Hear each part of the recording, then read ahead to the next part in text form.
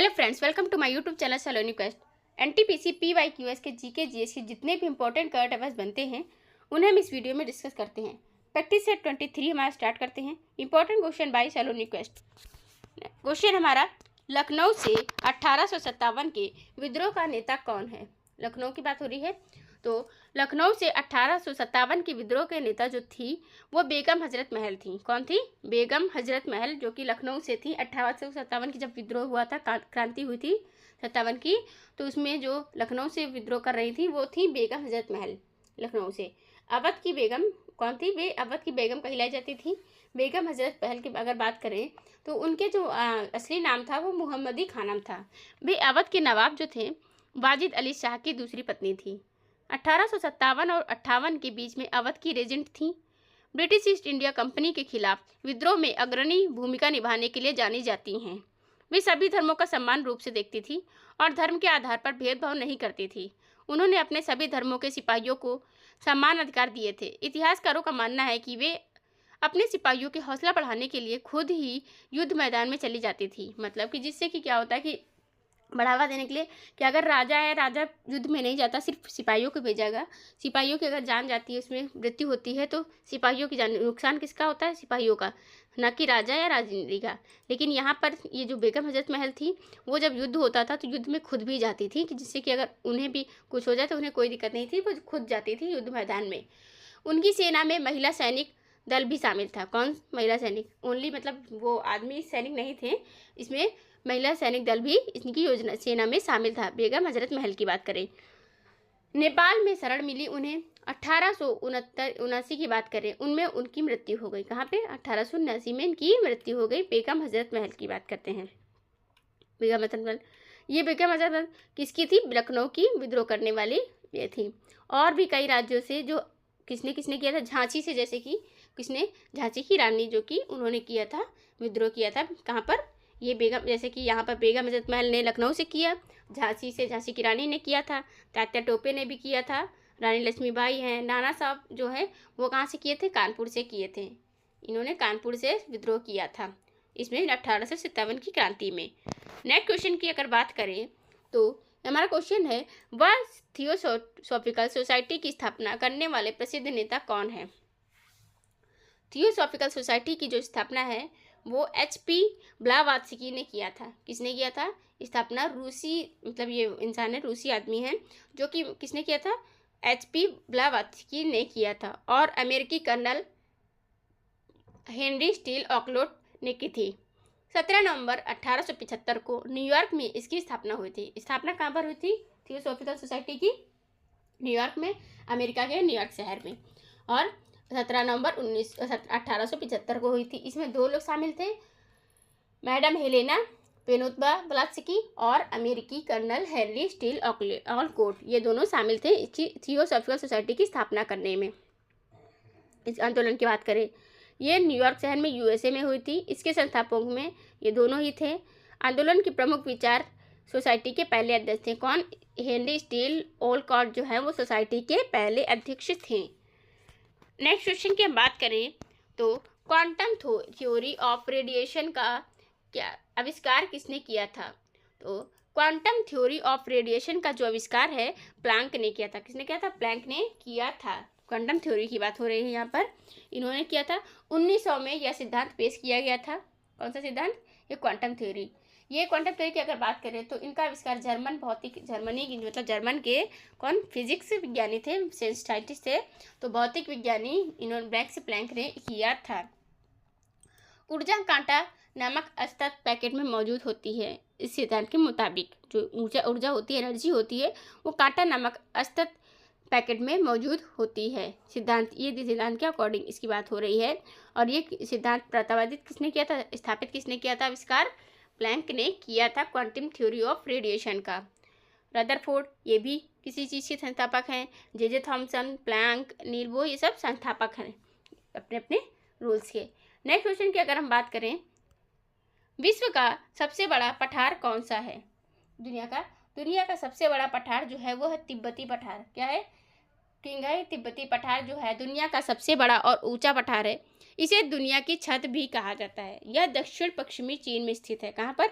दक्षिण पश्चिमी चीन में स्थित है। समुद्र तल से इसकी ऊंचाई की बात करें तो 4000 मीटर की ऊंचाई पर है। ये कौन? तिब्बत के पठार की बात हो रही है। इसे क्या दुनिया की छत के नाम से भी जाना जाता है। एशिया की जो 3 सबसे लंबी नदियां हैं, येलो, यांगसी और मेकांग का जल स्रोत है। कौन? अब तिब्बत का पठार। हजारों ग्लेशियर इसमें हैं। बर्फ के मैदानों में ध्रुवीय क्षेत्रों के बाहर ताजे पानी का सबसे बड़ा भंडार कहाँ पर है? तिब्बत के पठार में है ये।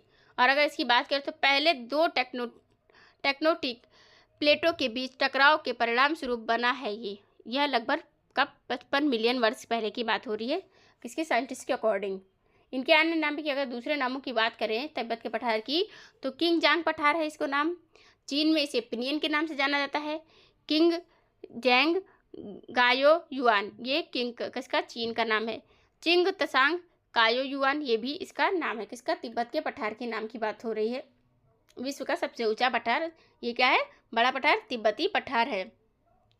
अब नेक्स्ट क्वेश्चन की हम अपने बात करें यहाँ पर, निम्नलिखित तत्वों में से कौन सा तत्व है जो हवा में एक प्रमुख अनुपात में मौजूद है? तो नाइट्रोजन जो है वो एयर में एक प्रमुख अनुपात में मौजूद है। नाइट्रोजन और ऑक्सीजन की बात कर रहे हैं। हवा में मौजूद 2 प्रमुख तत्व हैं। ये तत्व हवा में सबसे ज़्यादा मात्रा में पाए जाते हैं। हवा में मौजूद गैसों की अगर बात करें तो नाइट्रोजन सबसे ज़्यादा पाई जाती है। कौन सी? नाइट्रोजन। यह हवा का लगभग 78% हिस्सा बनाती है। N2 से इसे, मतलब नाइट्रोजन को N2 फॉर्मूले से शो किया जाता है। हवा में ऑक्सीजन की अगर बात की जाए तो O2 से शो की जाती है और ये 21% हिस्सा बनाती है। कहाँ पर? एयर में। यह दहन और श्वसन के लिए जरूरी होती है। मौजूद गैसों में ऑक्सीजन दूसरी सबसे ज़्यादा मात्रा में पाई जाती है। जैसे पहले नंबर पर है नाइट्रोजन जो कि 78% है एयर में, हमारे वायुमंडल में, और दूसरी है ऑक्सीजन जो कि 21% है। ऑर्गन की बात करें तो 0.93% हिस्सा होता है इसका। कहाँ पर? एयर में। निष्क्रिय गैस है ये, और ये ऑर्गन तीसरी सबसे ज़्यादा मात्रा में पाई जाती है। 0.04% पाई जाती है कार्बन डाइऑक्साइड। हवा में मौजूद गैसों में कार्बन डाइऑक्साइड भी मौजूद होती है, लेकिन इसका जो पॉइंट में अगर बात करें तो बहुत कम है, 0.04% हिस्सा बनाती है। और भी गैसें इसमें मौजूद होती है। कहाँ पर? हवा में। अन्य गैसें भी मौजूद होती हैं और सबसे ज़्यादा होती है नाइट्रोजन। नाइट्रोजन सबसे ज़्यादा होती है। नेक्स्ट क्वेश्चन की बात करें हम यहाँ पर, निम्नलिखित में से किस देश की राजधानी बैंकॉक है और रबर का प्रमुख उत्पादक है? तो थाईलैंड की जो राजधानी है वो बैंकॉक है। ये रबर का सबसे मुख्य उत्पादक है। क्या है? प्रोडक्शन करता है कौन? थाईलैंड। और थाईलैंड की राजधानी है बैंकॉक। यहाँ पर रबर सबसे ज़्यादा प्रमुख उत्पादक देश भी है ये। बैंकॉक की अगर भाषा की बात करें तो थाई भाषा है। यहाँ पर क्रुंग थेप महानाखोन या बस क्रुंग थेप के नाम से जाना जाता है। थाईलैंड दुनिया का सब, मतलब जो थाईलैंड का जो सबसे ज़्यादा आबादी वाला शहर है ये बैंकॉक है। बैंकॉक की नाइट लाइफ दुनिया भर में मशहूर है। बैंकॉक पटपोंग और खाओ सैन रोड नाइट मार्केट के लिए मशहूर है। ये लाइव म्यूजिक डेस्टिनेशन, बार और कैबरे मौजूद हैं यहाँ पर। थाईलैंड के अगर बारे में बात करें तो 1949 को 11 मई को आधिकारिक घोषणा ने देश का नाम बदलकर प्रथेट थाई या थाईलैंड कर दिया था। क्या? प्रथेट थाई या थाईलैंड नाम रखा गया था 1949 में। हमारा भारत देश आज़ाद हुआ था 1947 में। 2 साल बाद थाईलैंड का नाम रखा गया था। थाई शब्द का अर्थ है स्वतंत्र, और इसलिए थाईलैंड का अर्थ है स्वतंत्र लोगों की भूमि, इसका नाम है। रबर उत्पादन के बारे में अगर बात करें तो थाईलैंड दुनिया में प्राकृतिक रबर की बात हो रही है, उत्पादन में पहले स्थान पर है। नेचुरल जो रबर होती है ना, ये थाईलैंड में उत्पादित होती है, ये टॉप पर है ये स्थान, मतलब कौन? थाईलैंड देश। इसके बाद दुनिया में रबर उत्पादन की बात करें तो मामले में इंडोनेशिया है, वियतनाम है और भारत का नाम आता है रबर के उत्पादन की बात करें। नेक्स्ट क्वेश्चन की हम बात करें यहाँ पर, चीन की बात करें। अगर चीन क्या है? चीन की राजधानी क्या है? बीजिंग। चीन की राजधानी बीजिंग है। मोबाइल निर्माता में चीन टॉप पर है। मोबाइल दूसरे नंबर पर भारत देश है। इसी तरह डिजिटल पायलट लाइसेंस जारी करने वाला पहला देश बन चुका है चीन, और दूसरे नंबर पर भारत देश बन गया है डिजिटल पायलट लाइसेंस जारी करने वाला। डिजिटल पायलट की बात करें, ब्राज़ील की राजधानी है ब्राज़ीलिया या ब्राज़ीलियन रुपये, यहाँ की डॉलर है, करेंसी है ब्राज़ीलियन की बात करें। ब्राज़ील में ही अमेजन क्या होता है? नदी है ब्राज़ील में। घाना, ये कहाँ का देश है? ये अफ्रीका का देश है घाना। घाना की बात करें तो नेक्स्ट क्वेश्चन की हम अपने बात करते हैं, चट्टान में उत्तल को क्या कहा जाता है? चट्टान में उत्तल को क्या कहा जाता है? तो एंटीलाइन। किसको? एंटी लाइन कहा जाता है। चट्टान में उत्तल को एंटी लाइन कहा जाता है। एंटी लाइन है ये, चट्टान की बात हो रही है। चट्टानों में मुड़ी हुई संरचना होती है जो, तो उसको फोल्ड्स कहते हैं। ऊपर की ओर मुड़ी हुई चट्टानों को एंटीक्लाइन और नीचे की ओर मुड़ी हुई चट्टानों को सिंक्लाइन कहते हैं। जो ऊपर की तरफ मुड़ी होती हैं उन्हें क्या कहते हैं? एंटीलाइन। एंड अगर नीचे की तरफ मुड़ी होती है तो इन्हें दूसरा नाम क्या है? सिंक्लाइन कहा जाता है चट्टानों। ये भूपटल में पाई जाने वाली ठोस सामग्री है। कौन? चट्टान की बात हुई पृथ्वी की ऊपरी परत पर। अगर चट्टानों के प्रकार की बात करें तो आग्नेय चट्टानें होती हैं, अवसादी होती हैं एंड कायांतरित चट्टानें होती हैं। आग्नेय चट्टानें पृथ्वी के भीतर पिघले हुए पदार्थ से बनती हैं। अवसादी चट्टानें लंबे समय तक अवसाद और तलछट के शोधन से बनती हैं। अवसादी ग्रेनाइट है, डायबेस है, डायोडाइट है, गैब्रो, पेगमाइट, पेरिटाइट, ये सब जो हैं बलुआ पत्थर, सीट, चूना पत्थर, ये किसके उदाहरण है? चट्टानों के उदाहरण है। ये चट्टानें होती हैं, इन सब के उदाहरण कौन है? ग्रेनाइट, डायबेस है, डायोडाइट, गैब्रो, पेगमाइट, पेरिटाइट, बलुआ पत्थर, सीस्ट, चूना पत्थर। नेक्स्ट क्वेश्चन की बात करें, सतलुज नदी। ये सतलुज नदी का ऋग्वैदिक नाम क्या है? तो सतलुज नदी की अगर ऋग्वैदिक नाम की बात करें तो सतुद्री नाम क्या है? सतलुज नदी का ऋग्वैदिक नाम है सतुद्री, सुतुद्री, ये नाम है। सतलुज नदी की बात हो रही है जिसका क्या है? ऋग्वैदिक नाम है सतुद्री। ये सतुद्री इसका नाम है कि यहाँ पर ये है। सतलुज नदी है कहाँ पर? सरस्वती नदी जैसे कि अब गायब हो चुकी, पहले संगम में तीनों मिल करके क्या बनाती थी? संगम, सरस्वती, गंगा, यमुना, लेकिन अब ये गायब हो चुकी है। कुबा नदी भी है। सिंधु नदी जो कि पाकिस्तान में ज़्यादा हिस्सा पाकिस्तान में पाया जाता है, निकलती कहाँ से है? ये तिब्बत से ग्लेशियर से निकल के आती है। सिंधु नदी की बात हो रही है, सिंधु। और सतुद्री किसकी? सतलुज नदी का ऋग्वैदिक नाम है ये।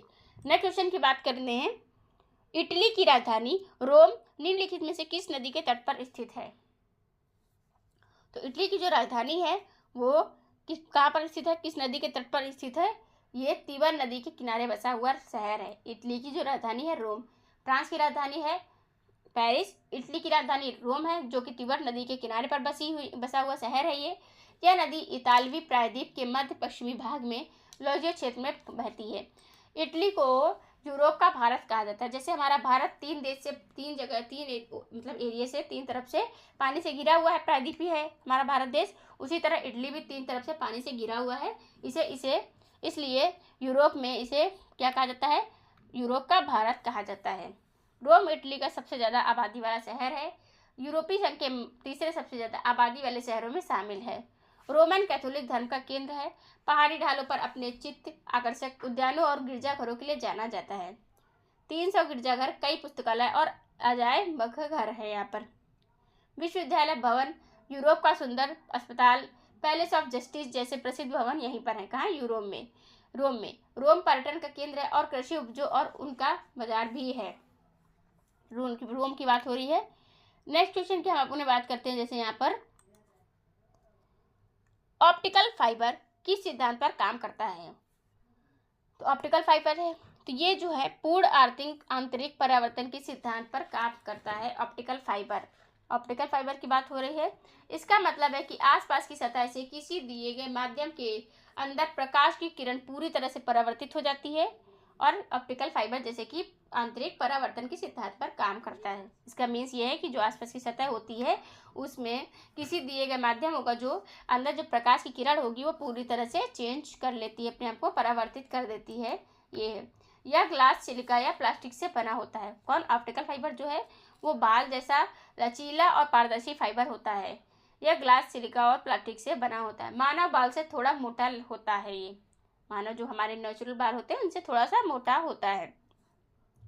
नेक्स्ट क्वेश्चन की हम अपने बात करें यहाँ पर, गन्ने की लाल जड़ के लिए कौन सा कवक जिम्मेदार है?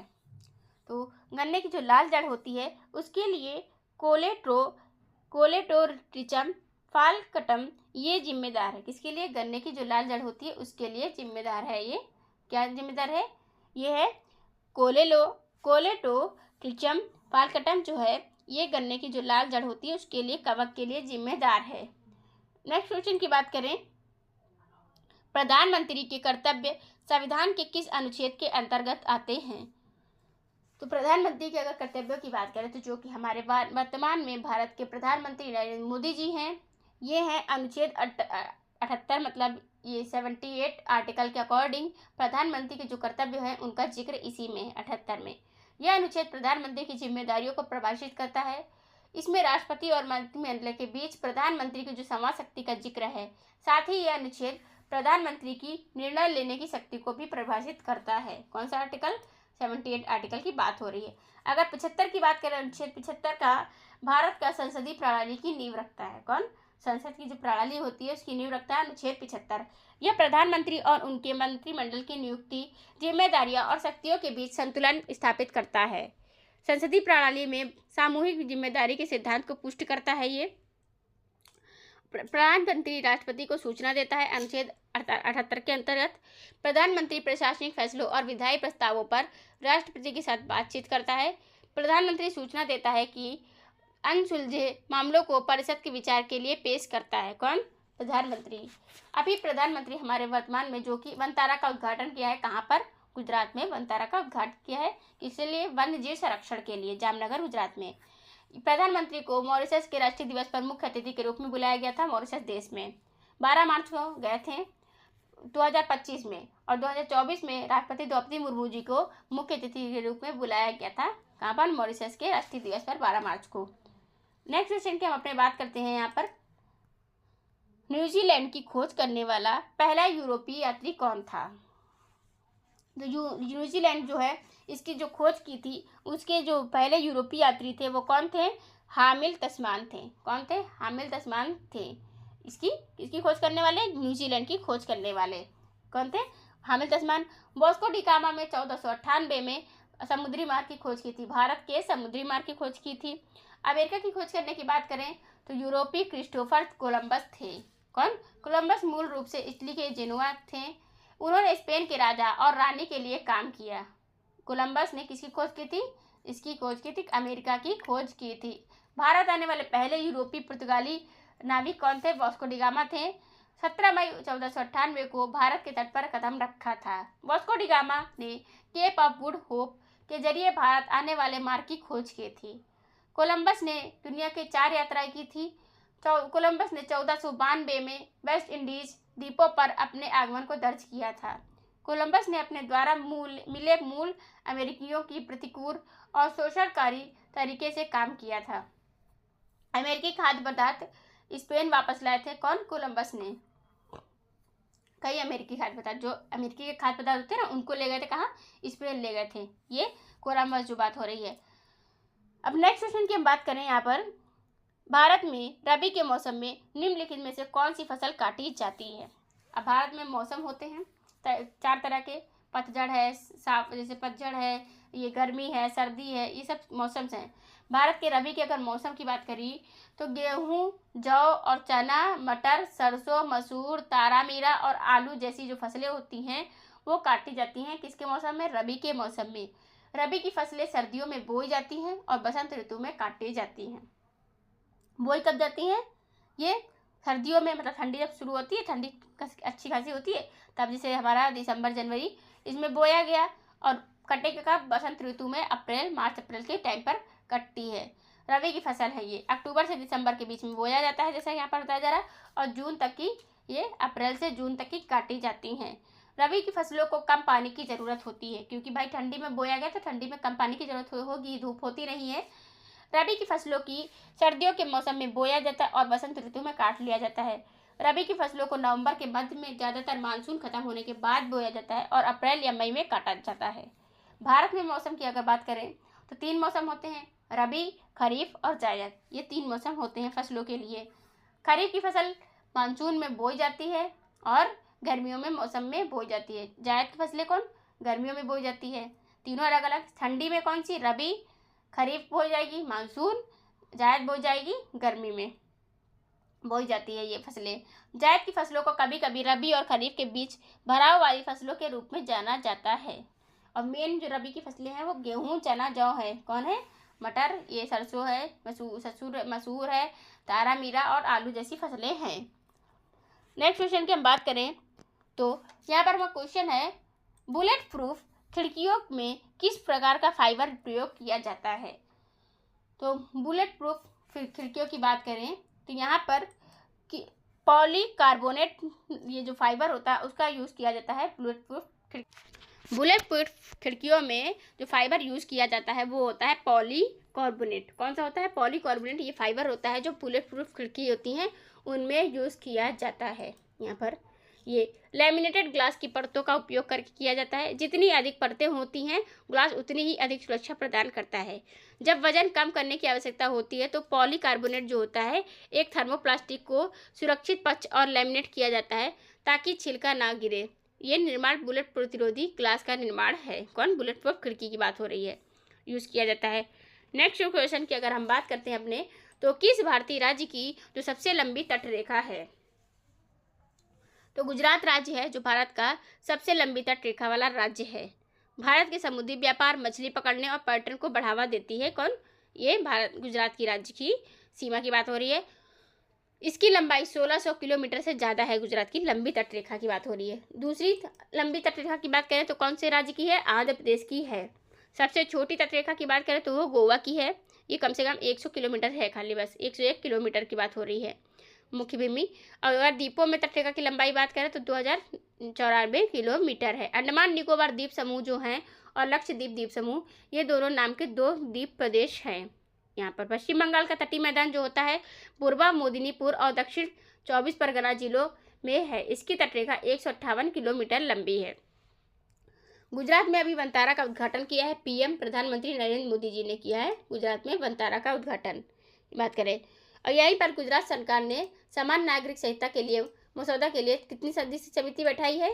5 सदस्यों की समिति बैठाई है इसमें। और अध्यक्षता किसने की है? रंजना देसाई जी ने इसकी अध्यक्षता की है।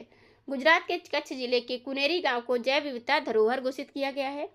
गुजरात का जो भावाई नृत्य लोक नृत्य है वो लोक कथा का प्रतिनिधित्व करता है। गुजरात का जो भावाई नृत्य है, गुजरात में ही पीएम सूर्य घर योजना में जो गुजरात राज्य है वो टॉप पर रहा है। किसमें? पीएम सूर्य घर योजना की बात हो रही है। गुजरात जो राज्य है वो टॉप पर रहा है। सीएम यहाँ के बात करें गुजरात के कौन है तो ये हैं भूपेंद्र पटेल बीजेपी पार्टी से। आचार्य देवव्रत गवर्नर हैं। गांधीनगर यहाँ की राजधानी है। जिले 23, विधानसभा में 182 सीटें, लोकसभा में 26 और किसमें? राज्यसभा में 11 सीटें हैं। हमीरसर झील है, कांकरिया झील है और कंकरिया झील है, नलसरोवर झील है, थोल झील है। गिर नेशनल पार्क है जहाँ पर एशियाई शेर पाए जाते हैं। बसंता नेशनल पार्क है। नल सरोवर पक्षी अभ्यारण्य है। कृष्णमृग राष्ट्रीय उद्यान है। गरबा, डांडिया और रासलीला यहाँ के प्रमुख लोक नृत्य हैं। चर्चित स्थल की बात करें तो राजमहल महसाना है। गुजरात राज्य अपनी राज्य की सीमा 3 राज्यों से शेयर करता है। किससे? पहला राज्य है राजस्थान, मध्य प्रदेश और कौन सा? महाराष्ट्र। इन तीनों राज्यों से अपनी सीमा साझा कर रहा है गुजरात की बात करें तो। नेक्स्ट क्वेश्चन की हम बात करें, यहाँ पर हमारा क्वेश्चन है नया। अगर तमिलनाडु, जैसे आंध्र प्रदेश की राजधानी क्या है? आंध्र प्रदेश की राजधानी है अमरावती, आंध्र प्रदेश की राजधानी है। एंड नेक्स्ट महाराष्ट्र की राजधानी है मुंबई और नागपुर। किसकी राजधानी है? मुंबई और नागपुर की राजधानी क्या है? नागपुर है मुंबई और नागपुर की राजधानी। तमिलनाडु की राजधानी चेन्नई है। गुजरात की राजधानी जैसा कि गांधीनगर है। नेक्स्ट क्वेश्चन है हमारा, निम्नलिखित में से किस प्रतिष्ठित व्यक्तित्व को सबसे पहले ज्ञानपीठ पुरस्कार मिला था? तो आशापूर्णा देवी जी जो है इन्हें पहली महिला है जो कि कौन? किससे प्रतिष्ठित जो व्यक्तित्व को सबसे पहले ज्ञानपीठ पुरस्कार मिला था, ये है हमारी आशापूर्णा देवी जी। मलयालम के साहित्यकार जी शंकर कुरूप को साल 1965 में पहला ज्ञानपीठ पुरस्कार मिला था। पहला जो व्यक्ति हैं तो ये हैं शंकर कुरूप और महिला है आशापूर्णा देवी। इनकी अगर उपन्यास की बात करें कौन थी तो ओलक्कू जल बांस की बांसुरी के लिए इन्हें दिया गया था ज्ञानपीठ पुरस्कार। इसकी स्थापना 1961 से हुई थी। किसकी? ज्ञानपीठ पुरस्कार की बात करें। और साल 1950 में प्रकाशित हुआ था इनका उपन्यास। ज्ञानपीठ पुरस्कार भारतीय ज्ञानपीठ द्वारा हर साल दिया जाता है। साहित्य के लिए दिया जाता है और लेखकों को दिया जाता है। यह पुरस्कार अपने भारत के नागरिक को ही दिया जाता है, विदेशियों को नहीं दिया जाता है। भारतीय ज्ञानपीठ के संस्थापक साहू शांति प्रसाद जैन के 50वें जन्मदिन के मौके पर 22 मई 1961 से इस पुरस्कार की शुरुआत हुई थी। किसकी? पुरस्कार की शुरुआत की गई थी। अगर और भी लोगों की बात करें जो जो अवार्ड पा चुकी हैं, सुमित्रानंद पंत को साल 1968 में हिंदी में पहला ज्ञानपीठ, हिंदी में किसको मिला था? सुमित्रानंद पंत जी को। कब? 1968 में। 1969 की बात करें तो उर्दू में ज्ञानपीठ पुरस्कार मिला था गोरखपुरी जी को, फिराक गोरखपुरी को। 1970 में मिला था किसको, विश्वनाथ सत्यनारायण जी को तेलुगु के ज्ञानपीठ पुरस्कार मिला था। हिंदी, उर्दू, तेलुगु इन लाइन से इनको 68, 69 और 70 तीनों में मिल चुका है। सुमित्रा नंदन पंत हैं, फिराक गोरखपुरी, विश्वनारायण सत्यनारायण हैं, इन तीनों को मिल चुका है अवार्ड की बात करें। 1976 में बंगाली लेखिका थी कौन, आशापूर्णा देवी। यह पुरस्कार जीतने वाली पहली महिला बनी थी आशापूर्णा देवी। इसमें से कौन है, आशापूर्णा देवी जो पहली महिला है किसकी, बंगाली लेखिका है। अब नेक्स्ट क्वेश्चन की बात करें, यहाँ पर हमारा नेक्स्ट क्वेश्चन है, निम्नलिखित में से कौन सा जो कर है वो प्रत्यक्ष कर नहीं है। तो कर की बात करें तो माल और सेवा कर, मतलब जो जीएसटी होता है वो एक तरीके से इनडायरेक्ट टैक्स होता है। कौन सा, इनडायरेक्ट टैक्स होता है ये जीएसटी, ये प्रत्यक्ष कर नहीं होता है। सही, अगर वस्तु एवं सेवा कर जो होता है, मतलब जो वस्तुओं पर हम लोग टैक्स देते हैं ना, वो डायरेक्ट तो हमसे नहीं लिया जाता कि हम टैक्स मांग रहे हैं। जैसे इनकम टैक्स है, हाउस टैक्स है, वाटर टैक्स है, ये सब हम लोगों से डायरेक्ट लिए जाते हैं। लेकिन जो जीएसटी है वो डायरेक्ट नहीं ली जाती है, तो ये एक प्रत्यक्ष कर नहीं है। जो कर सीधे सरकार को चुकाया जाता है वह सीधे करदाता पर लगाया जाता है, और जो कर की देयता अन्य करदाताओं को नहीं दी जा सकती। प्रत्यक्ष करों के कुछ उदाहरण आयकर, निगम कर, जैसे आयकर है, इनकम टैक्स है, निगम कर है, न्यूनतम वैकल्पिक, ये सब कौन है हमारे, जो कि इनकम टैक्स में आते हैं प्रत्यक्ष रूप से। नेक्स्ट क्वेश्चन की हम बात करें अपने, किस घटना के कारण आकाश का जो रंग होता है वो नीला होता है। तो प्रकाश के प्रकीर्णन के कारण आकाश का जो रंग होता है वो नीला होता है। किसके कारण, प्रकाश का जो प्रकीर्णन होता है, यानी रेलें जो होती हैं प्रकीर्णन की वजह से होती हैं। यह घटना तब होती है जब सूर्य का जो प्रकाश होता है वो वायुमंडल में प्रवेश करता है। इसकी वजह से कौन सा होता है, ये आकाश का जो रंग होता है वो नीला होता है, प्रकाश के प्रकीर्णन के कारण आकाश का रंग नीला दिखाई देता है। प्रकाश की छोटी तरंगदैर्घ्य जो धरती पर वापस परावर्तित होती हैं वह नीले रंग की होती हैं। जो प्रकाश धरती पर आता है उसे विस्तृत आकाश विकिरण कहते हैं। वायुमंडल के कण सूर्य के प्रकाश को बिखेर देते हैं, इसीलिए नीला प्रकाश लाल प्रकाश की तुलना में ज़्यादा प्रकटित होता है। लाल प्रकाश की तरंगदैर्घ्य सबसे ज़्यादा होती है और बैंगनी और नीले प्रकाश की तरंगदैर्घ्य सबसे कम होती है। क्वेश्चन ये भी पूछा जा सकता है कि किसकी तरंगदैर्घ्य सबसे ज़्यादा और कम होती है। तो लाल की सबसे ज़्यादा होगी, लाल रंग वैसे भी दूर से ही देखो तो दिखता है, शो करता है। उसी तरह बैंगनी और नीले प्रकाश की तरंगदैर्घ्य सबसे कम होती है। अब नेक्स्ट क्वेश्चन की हम अपनी बात करें तो यहाँ पर क्वेश्चन है हमारा, प्रसिद्ध पुस्तक the God of small things के लेखक कौन है। तो ये पुस्तक है अरुंधति रॉय जी की। किसकी पुस्तक है, अरुंधति रॉय की पुस्तक है the God of small thing, मतलब गॉड की, जो भगवान की छोटी छोटी चीज़ें, ये इसकी किसकी बुक है, अरुंधति रॉय जी की है। द एंड ऑफ इमेजिनेशन, ये भी अरुंधति राय जी की है। मिडनाइट चिल्ड्रन सलमान रुश्दी की है। The ministry of utmost happiness, जो कि वो भी अरुंधति राय जी की बुक है। किसकी, अरुंधति राय की बुक है। ये अरुंधति राय लेखक हैं एक। नेक्स्ट क्वेश्चन की बात करें हमारे, भारतीय संविधान के किस संशोधन अधिनियम ने पंचायतों की शुरुआत की।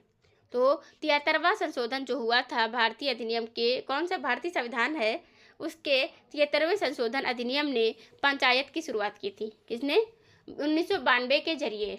जैसे कि 1946 में कौन सा संविधान हुआ था, ये संशोधन किया गया था 1946 में, 42वां। इसी तरह 1992 में किया गया था 73 का संशोधन, जो कि किसके लिए था, पंचायती राज व्यवस्था की शुरुआत हुई थी। इस संशोधन के तहत संविधान में एक नया भाग 9 जोड़ा गया था। कौन, 9 भाग जोड़ा गया था, और एक नई 11वीं अनुसूची भी जोड़ी गई। पहले 10 हो गई होंगी, फिर 11वीं जोड़ी गई। यह है अधिनियम है किसके लिए, पंचायतों की धनराशि को देने का प्रावधान किया गया। ग्राम पंचायतों को स्थानीय स्वशासन का अहम शीर्षक दिया गया। संविधान के भाग 9 का एक भाग जोड़ा गया। इसमें अनुच्छेद 243 से 243 तक के प्रावधान शामिल किए गए हैं। पंचायतों के कार्य के लिए 11वीं अनुसूची जोड़ी गई। किसके लिए, पंचायत के जो कार्य होते हैं उनके लिए 11वीं अनुसूची जोड़ी गई है 73वें संशोधन के अकॉर्डिंग। नेक्स्ट क्वेश्चन की बात करें, मैक्सिको की खाड़ी और अटलांटिक महासागर किस जलडमरू में जुड़ते हैं। तो फ्लोरिडा जो है, मैक्सिको की जो खाड़ी होती है और अटलांटिक महासागर होते हैं, इनके बीच में कौन सा, फ्लोरिडा जलडमरू मध्य से जुड़ते हैं। ये दोनों किससे जुड़ते हैं, फ्लोरिडा जलडमरू मध्य है, ये मैक्सिको की खाड़ी को अटलांटिक महासागर से जोड़ता है।